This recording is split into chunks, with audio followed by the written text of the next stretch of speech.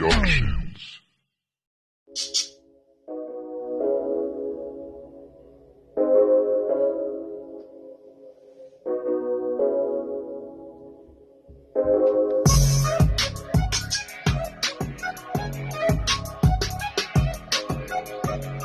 My name is Migzz, Migzz with a double Z. Y'all know what the fuck going on, Royal Life Productions in this motherfucker. And I grew up in San Diego, California, and I've been living here for my 4th year. So right now you're in Phoenix, Arizona. From Phoenix to Cali to Mexico, what's the difference? It's different, man. I mean, the music out there in Mexico, you know, the hip hop scene is starting to grow up more. But you know, like there's mariachis, you got cumbias, you got reggaeton, you know, you got corridos. You know, that's a big part of it there. But you know, West Coast is West Coast. You know, it's their own vibe.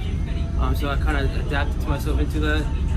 And you know, man, you know the music scenario here in Phoenix, Arizona, it's growing, man. It's growing slowly but surely. So are you gonna make it to the Arizona 6th Annual Hip Hop Festival? Shit, man, I hope. Yeah, man, I mean, everything will come into its time, you know. They didn't rush, you know, it's patience, man, patience. Just gotta grind, you know, dedicate yourself. Because nothing's easy, man. You know, if you want to be a businessman, you know, if you want to be a doctor or whatever it is, man, it's time. Everything's time. So that's what my pops taught me when I was young. You just gotta work your, you know, just gotta work hella hard, and then eventually you get your shit together. So how long you been doing music? So I started writing since I was 14, but I started listening to hip hop when I was 5. It's pretty, it's a big difference. And since I was 14, I started writing, but then I started recording, like actual record, like in a studio. This year, and I dropped my first track on SoundCloud. It's called "Fucking With My Vibe," and you know that was a big hit. And then after that, you know, I started like going after song after song after song, and I started collaborating with my producer DJ Bizzle, and you know, a couple homies of mine. I heard that Phil Mickelson. Like, what took to make that song? So I was just going through beats, man. You know, I was just writing, and then, you know, I told my producer, I was like, yo, like we should like make a song. I'll bring a homie of mine, and then me and Tariq, you know, we've known each other since high school because we both wrestled, and then we were always in contact. So what happened? I told him, I was like, yo, like, you know, meet me at my homie's studio, like you know, we should like make a song and everything. So then he was just like, all right, bet. So, you know, we pull up, you know, we started writing down. Bro, I kid you not, my producer made that beat like in less than 20 minutes, bro. I was like, so, you know, we started writing down, you know, all the samples, right? And then he's just like, I'm done. We're like, wait, what? He's like, yeah, check it out. And after that, we just started like, you know, like we got so motivated from that. So we just started writing our bars. You know, I wrote down the hook. Producer wrote down his verse. Tariq wrote his second verse. I hopped in the third verse. Then, you know, eventually, like, we started perfecting it. You know, we wrote down, you know, our ideas, and yeah, man, it was a great song. So with music, do you have to hear the beat before you start spitting on it, or can you write something before you hear the beat? Both. I can do both, especially with the beat. If it's like my vibe, you know, if I'm feeling it, and I'll start writing it down. But then sometimes, like when I'm bored, you know, I've always had that, I guess you can say, a gift, because I could like write down like without a beat, because I started like connecting words and like, you know, metaphors, you know, together. And yeah, man, it's a good thing. So how long it took you in the music industry to find your sound? It took me a couple songs, I'm not gonna lie. I started recording when I was junior year, you know. I tried it out, but then like I was gonna release a song, but then like, you know, something happened, you know. It didn't release. But then, you know, like I got up, you know, back on my feet, and I was like, you know what, no, like I'm gonna try and do this, you know, because that's how life is, you know. You like, why would you stop something if you love it? So, you know, it was my senior year in high school. Then I was just like, you know what, I'm gonna do this. So I know I dropped my first track, and then that's when everything started to play out. You know, I would get positive criticism, you know, change my flow, clean it up, slow down. So, you know, I started, you know, cleaning all that up, and now eventually, like, I started, like, I wouldn't say perfect, because let's just say I'm sculpting it, you know what I mean? So, you know, slowly, you know, I'm getting there. But so far, what I think, I'm in the right track right now, the right path. You know, I have, you know, family members and, you know, my homies, you know, and other people, man. Love the people. You know, that they're saying, you know, like, you know, keep it up, you know, you're doing good. You know, like, this is like, you know, you have a unique flow, you know, stay unique and authentic. And I was like, perfect. And, I mean, there's good criticism and bad criticism, right? So, like, with bad criticism, you know, I just get, like, they feed me, bro. Like, I don't get mad. Like, I don't get mad, but they feed me, you know what I mean? It's like if they're feeding, like a hungry beast, like, you know, yes, you can talk shit about me, yes, like, you can say this, you can say my music is whack, but, like, what you're doing, like, you're, like, feeding me to, like, become, like, a better, like, into a better person, stronger, mentally, physically.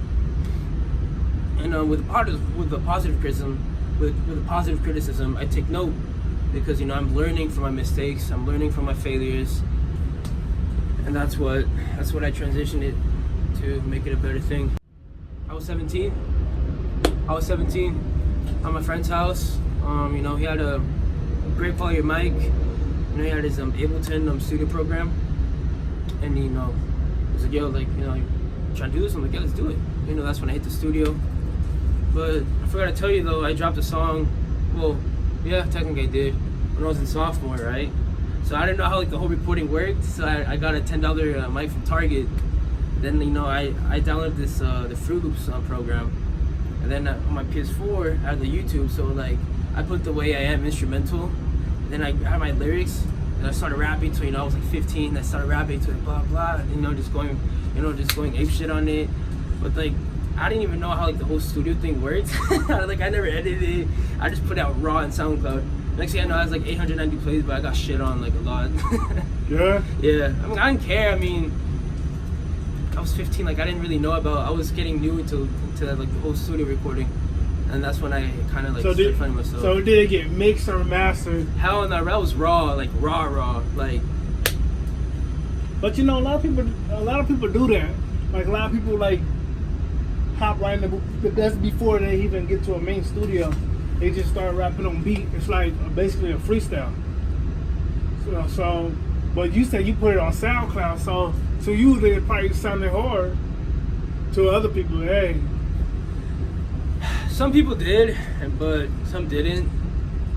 So what's the difference between you back then when you first got that Target microphone and you now when you're hitting the booth? Difference is more experience, more matured, and, like, knowing what I want. Because, like, before I didn't really know, you know, before I didn't know what I wanted, you know, I was just like, you know, I'm gonna do this for fun, like. So what do you want in this music industry? What do you want in the music industry? To be successful, you know, inspire others. You know, fame and money is gonna come by later on, but, like, I just want to, like, inspire people. You know, like you can do, like, whatever you want to do. You know, but, like, you just gotta actually dedicate yourself and stop, like, half-assing everything. Because, like, why would you start something and, like, not finish it? You know what I mean? Because then that's gonna be like a mediocre type of way. So what are you doing differently that everybody isn't? I'm bilingual.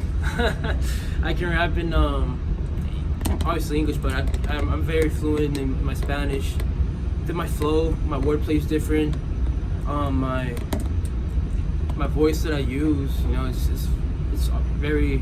it's authentic. Like, you know, like, I have an accent still, but, like, I still have, like, I don't know, like, some people say that, like, I don't know. So you can switch it up, like, yeah. You could be rapping in English and hop into Spanish. Yeah, easy. You know, I like that, like, when people in the industry do that, but then you don't know what the hell they're saying. Like, I heard this one cat on that one TV show, Rhythm and Flow. Yeah. The dude was rapping, then just put the Spanish. So everybody was like, oh man, that shit was dope. But what was you saying? Then, like, people that knew Spanish, like, oh man, that shit was tight. Like, I like the way you transition between the norm, but then you jumped into something else. So with you, do you switch it up from always being normal? Yeah, you know, yeah, like for example, like in a song would be all English, right? But then like in the other song, you know, I'll have like the hook, for example, like in Spanish, but then the verse in English, then the other verse would be in Spanish. How does that work? How does it work? Yeah. It works out good, you know. People fuck with it. They say, you know, especially with the Latino audience too, man. I mean, like here in Arizona, it's very, you know, there's high rates here of Latino, you know. Then like the cool thing, like with Spotify, just like it expands, like, you know, kind of like all over the world. So like I be getting like, you know, people from like Mexico listening to my stuff. So it's pretty dope because, you know, like they know what I'm saying. They know like where I'm trying to like get out to. 5 years, probably, I don't know, a label. Let's see if I can get signed into a label. I don't know, maybe want to be independent. But if it's like a, you know, because like also you want to learn like how much you're worth. You know what I mean? So what do you think you're worth in the music business? Cause you know you can't cut yourself short. Oh hell no. You can't do that. So if somebody is willing to sign you, drop like 50,000 on you. 15,000? 50,000 is willing to sign you. Would you sign or will you look for other options? I'll look for better options. Why is that? Because I'm raw. I'm different. I'm not like others. I have my own flow. Like honestly, to be honest, like I'm being honest with you. Like I don't know, like I don't really know anyone that has like my sound, other than my flow. So just like I feel that's kind of like special for me, and like also for my music, because like it's always good being like authentic and being, you know, different. Obviously, you know, people like, you know, doing like mainstream stuff, but like it's still dope. I mean, I listen to it, but like for me, like I just have a different recipe. So we're gonna talk about it. Where'd you get your name from? Migzz. My homies call me Migzz, but then like, some of my homies, they call me Miggy. Then I was like, nah, I'm not gonna use Miggy because it's kind of like Biggie. Then I was just like, I was like Migzz, and I was like, what if I had with a double Z?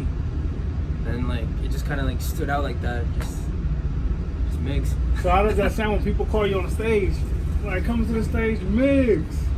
Sounds dope. Pretty cool. So how was that feeling when you finna hop on that stage? Well, you know what's funny? I've been recorded in I haven't been in the arena yet, or in a venue. Not yet. Nah? Not yet. What's stopping you? Oh, just time. I'm gonna go the one in the hip hop thing, the annual. It's called, I think it's like November 17th. I may be wrong. I'm gonna show up to that. Are you going on stage? Well, hell yeah, I have to. So did you go to the little I couldn't go where my homie and Tariq went because, you know, it was just a bad day for me. Then like personal shit went through, and I was just like, I don't want to bring that bad energy with me. So I told him, I was like, just go, bro, go kill it. So how do you transition between your personal business and your music? Now when you got shows, you got venues to do, but then you got your personal life. How do you put that aside? There's a balance in everything. Always a balance. It's good to have a balance in everything. Even right now, you know, there's work. You know, you have work, you have school, then you have sports. You know, everything, like nothing should be unbalanced, because like eventually it's not going to be healthy because you're doing more of this than the other. So like if I put my personal stuff and my music stuff, like it has to be balanced in a way. I could put like 12 hours or like 8 hours into music, but eventually the other hours I have to, you know, focus on my personal stuff, you know, with my family, you know, focus on myself as well. But sometimes like with these personal like feelings or emotions, I want to convert it into my music because it's gonna sound like as real as it can be. So when you gonna take music full time? When are you gonna do music full time? Well, pretty much like right now I'm kind of doing music full time. You know, even though I work and then, you know, I go to college, you know, community college. Music is always like, you know, at the end of the day, pretty much like a good 2 hours in, 3 hours in the studio. Then at home, I spend like 3 hours writing. You know, So is it like a side job to you? Yeah, it is a side job to me. It is, but eventually, like, depends on my work career where it takes me. In the music career, like if I feel that I have a better chance in the music career, you know, like make something good into it, and then that'll be my full-time job. You gotta put that hunger in. I am hungry for that. Yeah. Cause like a lot of rappers that's really out there, they never stop grinding no matter what. That's why I asked you, when there's this time to put your full-time, when is it time to do music full-time? Because a lot of people quit their full-time job just to go on stage. I say that 3 years. 3 years? 2 years. Hey man, you never know. So how do you get your fan base? A fan base? Start growing. I started posting some, you know, and SoundCloud first, but then like after 5 songs, I was like, you know, a couple of my friends, they were just telling me like, yo, like why don't you put your stuff in like in Spotify or like in Apple Music? And I was like, you know, you're right. So, you know, shout out to DistroKid. I went to DistroKid, and you know, it was like $20 like a year, and it helps a lot of artists too. You know, if you're an artist, if you want to grow, do that, because honestly, like you're just paying like $20, you know, for like a membership just for a year, and you can like upload as many songs as you can on the, you know, Spotify and Apple Music. And my fan base also, it's cool though, because, you know, I have a fan base in like in San Diego, and I have in Arizona, then I have in Mexico. So like eventually like, it's just gonna grow like all together, and like with my English speaking audience or my Spanish speaking audience, eventually like, they're both gonna like grow like together. It's cool though. I love it. I love where I'm at right now. So how do you keep people on the edge waiting for something else to drop? Bro, put something out today. We want to hear it.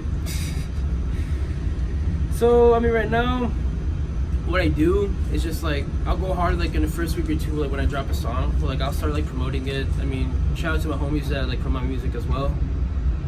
You know, they'll just do me a favor. Sometimes I don't even ask them; they'll just shout me out.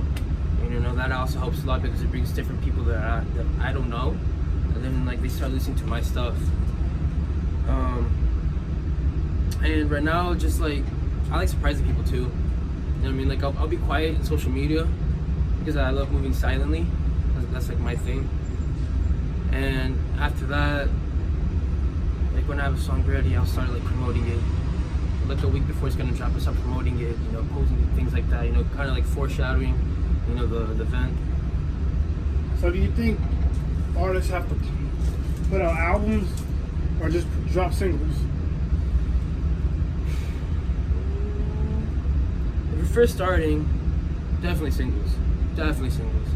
Then after that, you want to like go to the EPs. And after the EPs, you want to go to albums, because you at least want to build like a fan base, at least, or like a group of supporters. Because like, why would you drop an album when you're just starting? You know what I mean? Like you're not even gonna get that much like attention. That's what like a lot of people. I'm not saying it's a bad thing, right? But like, you just want to like you just want to move your, you know, you just want to have like good moves. You know what I mean? So why do you think a lot of followers stop listening to a lot of artists? Because they get repetitive. You know, they're not just saying like the same thing pretty much. It's just like eventually it's like a trend. Like J. Cole said in 1985, just like to Lil Pump. I don't know if you've heard the song KOD, yeah. He was just saying that like eventually everything, like all those like big dudes or whoever it is, like eventually, like if they keep doing what they're doing, like 5 or 10 years, like they're gonna lose kind of supporters, because like trends, like, you know, they basically like end some point of time. You know what I mean? It's just that's pretty much like how the industry works, or like how like the world works. You know, you're trending something for so long, but eventually like you get tired of it. You know, with anything. Being different. Not just being different. Like being different is like who loves people that aren't like, you know, that are different. Like honestly, like even like Drake, like Eminem, like they're different. They're like the toppest. I think they're like the best artists to like have like, you know, like in top albums and songs and billboards for like years. Why? Because they just do their shit different. They have like the way they say things, the way they bring out the message to other people. That's how like they maintain themselves. Even like, for example, Lil Nas, like everybody, the song is so catchy and so groovy that like people like they'll listen to it, and that's why it was like there for like months. I don't know if months, or correct me if I'm wrong. Yeah, man, he's playing his cards right there. He's doing right, but like you said, you know, like what's the key? It's hard because every day people have a different mood. Every day, even me. Sometimes when I listen to hype stuff, I want to listen to like chill, or if I'm like, you know, like looking sad or whatever, I'll listen to sad shit. I'll listen to happy shit. You know what I mean? That's how like the world works. So then like it's just kind of tough.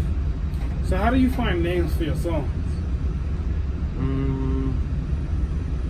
Sometimes I go on the lyrics or like the meanings of the song. For example, like the song,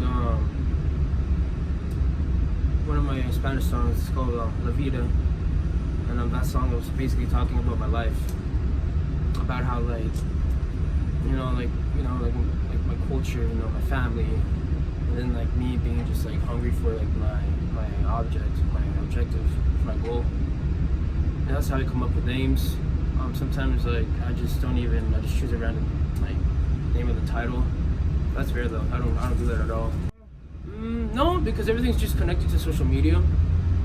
So you want to do a show out there? Fuck yeah, what? Are you kidding me? Yeah. Hell yeah, man. I mean, look, if my fan base in Mexico like grows like eventually like a little bit higher, not a little bit higher, but like and like enough supporters to like do like a festival or like a small show, fuck yeah, I'll go there. Are you kidding me? Mexico's beautiful. There's like unfortunately like all these like situations that's been happening over there just making us look like shit, but like like, the culture's beautiful. People over there, they're awesome, they're dope. It feels like home. And like the music over there, man, the music's insane over there. I love it. So what do you think about like, how everybody's talking about when rappers blow up, they never come back to their own city?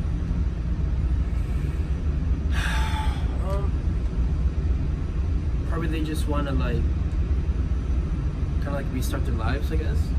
That's like my point of view. But like some rappers, like I think like Gierbo and all them, like they stay like in Chicago or like I think they do. I mean, I'm not like 100% sure, but like I feel like some of like those artists, like they have like at least have that like a vacation home and that like in their state or in their city. So what do you think? Like you want to help your city grow? Yeah, I want to have San Diego growing too. San Diego's there's a lot of artists right there that are they're hungry, man. They're hungry. They're just different breeds, man. Here too, especially with like it's funny because San Diego and Arizona, Phoenix or Arizona, they're like the same level of like music. It's just like it's raw, like it's different when like different. I don't know how to say it. Well, in the music industry, there's only certain cities to blow up in. Exactly, like LA, Chicago, Detroit, New York. Yeah, the main cities. Atlanta and all that. Yeah. Then when somebody from a little small town blow up, it's like, whoa, like you must be super different. But if you're blowing up from Compton, LA, Texas, Atlanta, Georgia, like Florida, yeah, all those places in town, like people are known for blowing up there. That's why people travel to different states. People go all the way to Hollywood just to act. People go all the way to Hollywood just to like try to get the music scene. Do you think it's okay to stay in your state to become famous? I mean, yeah, you can grow with it. Or for example, like what if like you blow up and like let's say you go to LA, right? And then people like from LA know you. But then like you go back to your city, and then like people are from LA and be like, oh shit, like like that city, like like what is he gonna do? Like like they're just trying to see like how he's gonna connect like the puzzle. Like is he gonna promote it? Is he gonna open like I don't know, like the studios, perform there, live there? Because eventually like people like we're gonna start like listening, especially like locals or like people living in the cities. Like they're gonna start like realizing like who's in their like city or state. So right now you have anything dropping anytime soon? Yeah, I do. As a matter of fact, I just recorded a song like 3 days ago. It's gonna be called Cauteloso. which means cautious in English. It's like it's like one of my deep songs. It's hype, man. It's just different. So with that title of the name, is it in Spanish? Yes, that's how the name is in Spanish. So how are your English followers keeping up with all your music if you're dropping them on the Spanish song?